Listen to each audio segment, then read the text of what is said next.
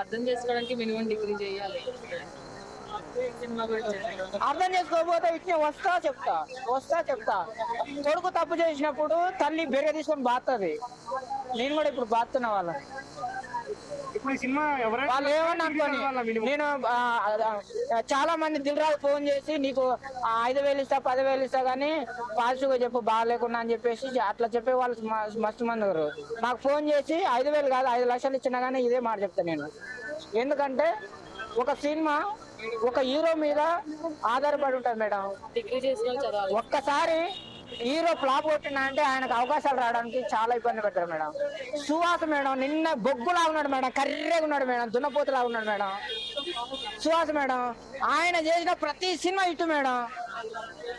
ఆయన madam Sampoornesh madam ఒక height లేదు, ఒక పర్సనాలిటీ లేదు, ఒక అందం లేదు, ఏది లేదు మేడం. ప్రతి సినిమా ఇటు మేడం.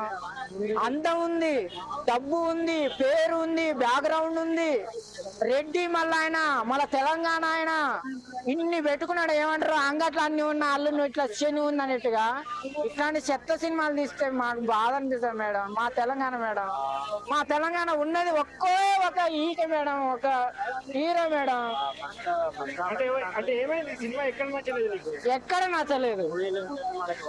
ఇది తమ్ముడు సినిమా కాదు madam, చెండుమామ cinema madam.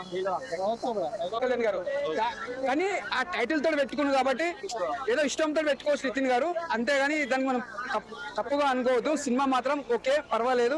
Background music కానీ స్క్రీన్ ప్లే కానీ ఎక్కడ చూస్తే మనకు బోరింగ్ ఉండదు. అంటే నితిన్ గారి కెరియర్ లో ఒక మంచి సినిమా అని చెప్పొచ్చు. ఒక గుండె గారి గల్లంత అయింది, హార్ట్ అటాక్ తర్వాత ఒక మంచి ఒక ఫ్యామిలీ సినిమా, ఒక ఎంజాయ్ చేసిపోవచ్చు. నెట్రోల్ అంటారన్న యావరేజ్ నాకైతే నచ్చింది అన్న కథ మాత్రం. అంటే ఒకరికి ఒక ఇష్టం ఉంటుంది. అంటే ఒక ఫ్యామిలీ ప్రకారంగా అయితే చూడొచ్చు. ఒక బోరింగ్ లేకుండా మంచిగా ఉంది. అంటే ఇంతకు ముందుకు వచ్చిన నితిన్ గారి సినిమాల కంటే ఈ సినిమా బెస్ట్ అని చెప్పొచ్చు. అంటే అంతకుముందు సినిమా కంటే సినిమా బాగుంది. అంటే తమ్ముడు టైటిల్ తగ్గట్టు సినిమా కూడా ఎలా ఉందో దాని తగ్గట్టు సినిమా తీసాడు. అంటే అప్పట్లో పవన్ కళ్యాణ్ తమ్ముడు ఎలా ఉందో ఆ దానికి ఇది చాలా డిఫరెంట్ ఉంటుంది. అంటే దానికి ఇది పోల్చొద్దు. ఇది ఒక నితిన్ గారు ప్రేమతో పెట్టుకోవచ్చు మన తమ్ముడు అని టైటిల్, పవన్ కళ్యాణ్ ప్రేమ మీద. కానీ సినిమా మాత్రం ఓకే అన్న, ఫ్యామిలీ చూడొచ్చు. చాలా తర్వాత మనకు ఒక మంచి బెస్ట్ మూవీ అని చెప్పొచ్చు. ఒక్కడ కూడా బోరింగ్ లేదు. బ్యాక్గ్రౌండ్ మ్యూజిక్ కానీ లయ గారి యాక్టింగ్ కూడా చాలా బాగుంది. లయ గారి యాక్టింగ్ చాలా బాగా చేసింది. ఒక సినిమా లెక్క చూడాలి. మనం బాగాలే అనుకుంటే బాగాలే అనుకోవచ్చు, బాగుందంటే బాగునుకోవచ్చు. నాకైతే నచ్చింది. సినిమా చూసుకోవచ్చు, బోరింగ్ అయితే లేదు. ఓకే. తమ్ముడు మూవీ అంటే ఒక మాటలో చెప్తాను. ఆ సినిమా మనం చూసినప్పుడు ఎంత బాగా ఎంజాయ్ చేస్తామో, అది ఒక మంచి ఫ్యామిలీ ఎంటర్టైన్మెంట్, ఒక మంచి లవ్, ఒక మంచి ఎమోషనల్ తో ఉన్న సినిమా అనమాట. ఇది తమ్ముడు సినిమాకి వస్తే మాత్రం ఎమోషనల్ కాదండి, ప్రతి సీన్ కూడా చాలా చాలా బాగుంది. అక్క తమ్ముడు మధ్యలో ఉన్న బంధుత్వం కానీ, అసలు ఆ బంధానికి ఉన్న విలువ కానీ ఎవ్రీథింగ్ చాలా బాగా చూపించాడు. కేక సినిమా అయితే నిజంగా నితిన్ అన్న కెరియర్ లో ఇదో మరో బ్లాక్ బాస్టర్ ఇట్టారనమాట.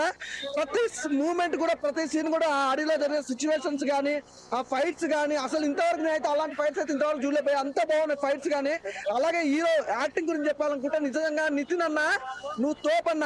అలాగే హీరో హీరోయిన్ మధ్య కాంబినేషన్ అనేది ఎక్కడ అంటే ఆ సిచ్యువేషన్ చాలా తక్కువ, కానీ ఆ సిచ్యువేషన్ కూడా ఎక్కడ హీరో హీరోయిన్ కలవలేదు అన్న ఆ ఫీల్ అనేది లేదు. ఎవ్రీథింగ్ చాలా బాగుంది.